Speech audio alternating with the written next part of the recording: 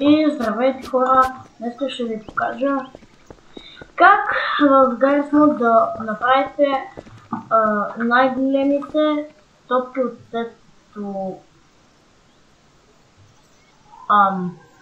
Изчакайте много. От тези. Значи, сега ще ви покажа. Значи, за тази цел трябва да трябва буквално да излезнете от мапа, нали, ето по този начин и отивате нагоре. Отивате нагоре. Отивате нагоре и ще видите ето този малък мап. Както виждате, това е същия като долния. Да. Нацяло, нали, има си тези, нали, ако сте тука, има си тези нормални топки, малки са си, да, но това ще ви покажа, сега ще ви покажа на истинския мап какво е. На истинския мап буквално има, чекай, не знам, но тук е светло чала. Ето ли. Трябва да има тези топки, нали, но паче. Забелезвам едно странно нещо. Като си наистина на мапа, те не се виждат. Затова ще ви покажа на друг мап. Просто. Примерно на ето.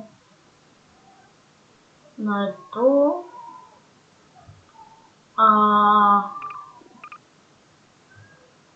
Е този. Да, не, е този. Сега ще ви покажа.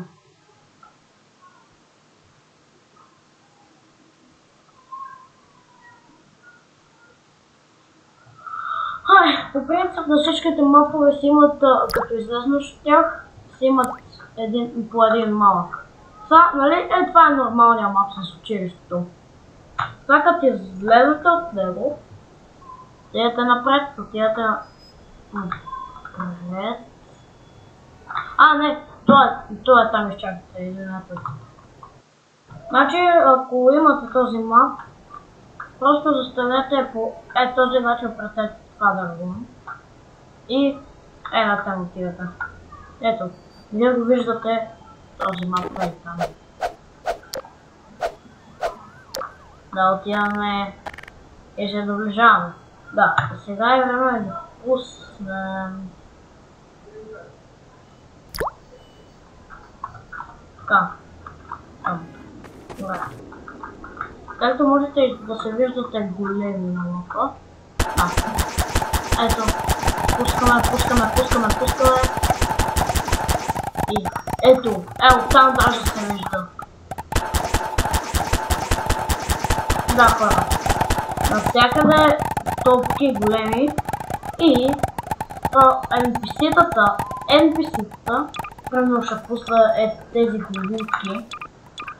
главутки и стич. Един стич.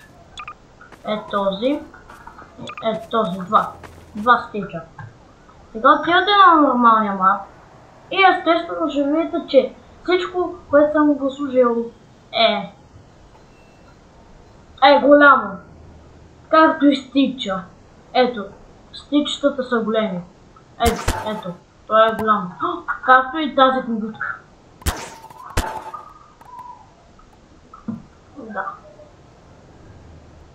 Така че, нали, това беше за деска. И да, това беше за деска и надявам се да ви е харесало, да сте научили, това ще бъде и чао от мен.